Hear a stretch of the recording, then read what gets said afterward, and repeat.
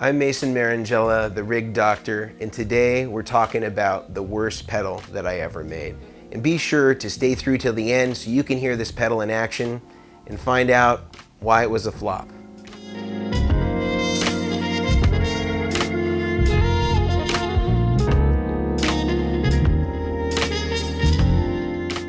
So what is the pedal that we're talking about today? It's none other than the Tdrive. So what's the deal with the Tdrive? It was intended to be our interpretation of a pedal form factor of the iconic Trainwreck amp. When I was coming up as a guitar player, the Trainwrecks and the Dumble amplifiers were both thought of to kind of be the epitome of the guitar amplifiers out there. The Trainwreck was kind of for more of the Marshall Vox type of guys, and then the Dumble was the guys that were kind of more into that Fender sound. And so if you were going for the real hardcore kind of rootsy rock Americana to straight up AC/DC, you were definitely going to be more of a Trainwreck guy. And if you were more of a smooth jazz or a fusion guy like a Robin Ford or a Larry Carlton or a Santana, you were going for more of the Dumble tones. So our expectation was that we would come up with something that would kind of emulate those rock and roll tones. It would kind of blur the line between a Vox AC30 that's cranked and a Plexi that's cranked. It would have all those beautiful tones in between, from clean to mean. As you'd roll down your volume control or you'd adjust your tone control, you would have all these different sonic palettes available for you at your fingertips. So if you're not familiar with the Trainwreck amplifier, it was designed by an amazing designer named Ken Fisher, who left us way too soon. He was a brilliant guy that just had a knack for understanding the Marshall tones, the Vox tones. And his two principal amps that I was really trying to incorporate were the tones of the Liverpool, which was more of kind of a Voxier EL84 type sound. And then on the other side of it was the Trainwreck Express, which was way more Marshall-y. He envisioned these run through 412 Marshall cabinets, basket weaves in particular, because it would kind of attenuate some of the top with greenbacks. And they were just glorious sounding amplifiers. And we try to bring the same thing to our pedal, kind of giving it that big bottom of a 412, giving it the glassiness of an AC30 and the crunch of a Plexi, and trying to get that all into one pedal. But why did it fail? Well, I think one of the reasons is that a lot of people had never heard of Trainwreck amps. Dumble's still alive and is still being able to maintain his mysticism, and players are still using them, and they're still widely known. So I think part of the reason why some of our Dumble pedals did so well and not our Trainwreck pedal is because people were still aware of Dumbles, where a lot of new players have never heard of Trainwrecks in their entire lives. They don't know who Ken Fisher is.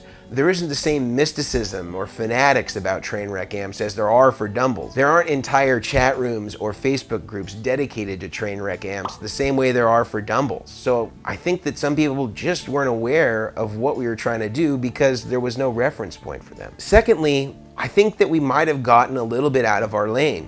Up until the time that we came out with the Tdrive, there weren't a lot of pedals that we did that had that much gain. This has like 4 times the amount of gain of any of the Dumble style pedals that we had, and it was extremely touch sensitive. So if you rolled down your volume, you could literally get almost the exact same tone as your clean tone with it in bypass when you were just, going straight into your amp.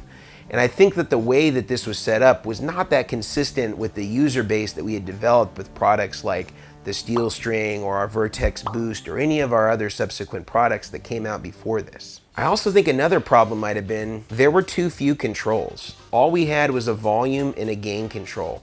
And some people, when they saw these, they wanted more. They wanted the ability to adjust the low end. They wanted the ability to adjust the treble. And I was trying to keep it as close to the way that Ken Fisher originally made his amp, where there was very few controls on the amp, and everything that you did to change the tonal palette was on the guitar by adjusting the volume control, by adjusting the tone control, and getting all your different shades from clean to mean just by way of the guitar. The other problem I think there may have been is that because this had so much gain, it was sensitive to a lot of power supplies. So if you use kind of a lower quality switch mode power supply and you put it into this, you'd have some risk of some oscillation. So a lot of people would be emailing us saying that they had noise issues with their pedals, but if they tried them on battery or a high quality isolated supply, they wouldn't get that same noise. But some players that were unwilling to buy a better quality power supply, they inevitably ended up either having to sell the pedal or return it back to whoever it is that they bought it from, whether it was us or one of our dealerships, because they couldn't get it to work in their system. even though they may have liked the tone. And again, as I said, this might have just not been our lane. You know, we hadn't carved out really a clientele that was into high gain. And so when we did something that could do those tones anywhere from, say, the Eagles all the way up to the Eagles of death metal in terms of tone, I think that for some players it was different than what they expected, and it wasn't built around the customer base that we had made up until that point. But who knows? But let's talk about how it sounds. What should you expect if you ever go and get one of these things and plug into it? Well, I envision it, as I said earlier, as kind of being the perfect balance between the best qualities of a Vox AC30 and the best qualities of a Marshall Plexi. It's got kind of that high presence thing. It's got that chiminess. You roll it down and it gets perfectly clean, and it just takes away the distortion in the gain, and everything still sounds really bright and present. It still has that beautiful strident tone that you would expect from a Vox AC30. Equally, you bring your tone down a little bit and you dig in on that bridge pickup, you have some really great classic rock, kind of AC/DC, kind of JMP 50 type tones. We also have a lot of low end in this thing because, as I said, Ken Fisher always envisioned that people will be using his amps through predominantly Marshall cabinets, 412 cabinets in particular. These produce a lot of low end and move a lot of air. So by putting in some of those bass frequencies and leaving them in the pedal, it simulated that sound of that amount of air moving, but for some people in smaller combo amps, it might have just been too much low end for them. I also think it sounded especially good into more mid-range focused amps, Tweed amps, Voxes, Marshalls. Even though it was designed to do that, it kind of took them a step up and allowed you to get more of a gainier sound out of them than they would ordinarily produce at a lower volume, but was still very convincing. On some blackface Fenders or even Hot Rod Deluxe common backline amps, however, it had a tendency to be a little bit too low-endy, and people that weren't used to the sound of a 412 or the amount of air that that would move, it sounded like too much flub, too much bass, and maybe they were right. So now I'm going to play through it for you. You're going to get to hear it. I'm going to use it through my Tweed Deluxe 112.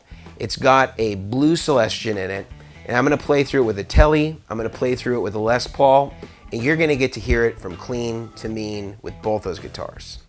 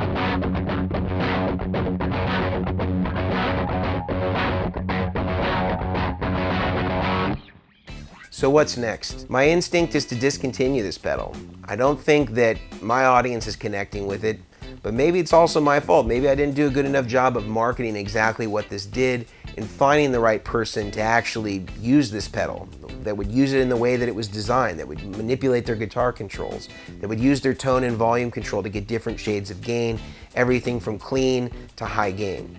Or maybe this is just truly not a good product for our brand. Maybe these high gain devices are just, again, not our lane. It's not the customer base that we developed. Or maybe we need to pivot away from high gain and go with more the low to mid gain overdrives that we're known for. But maybe I just am lacking some customer feedback. Maybe for those of you who have this pedal or who know about this pedal or who have played this pedal, have some feedback for me about things that could be improved, things that could be added.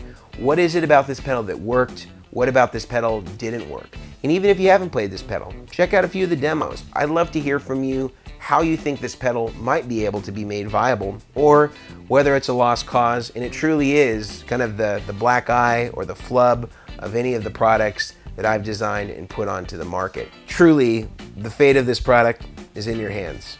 So maybe this product will make it, maybe it won't. Otherwise, you'll find it for $100 or less on Reverb. Who knows? So that was our biggest flop, our only commercial product that wasn't a success for us. There could have been a million reasons why it went wrong, why it didn't work out. Maybe the timing was bad. Maybe the product was bad.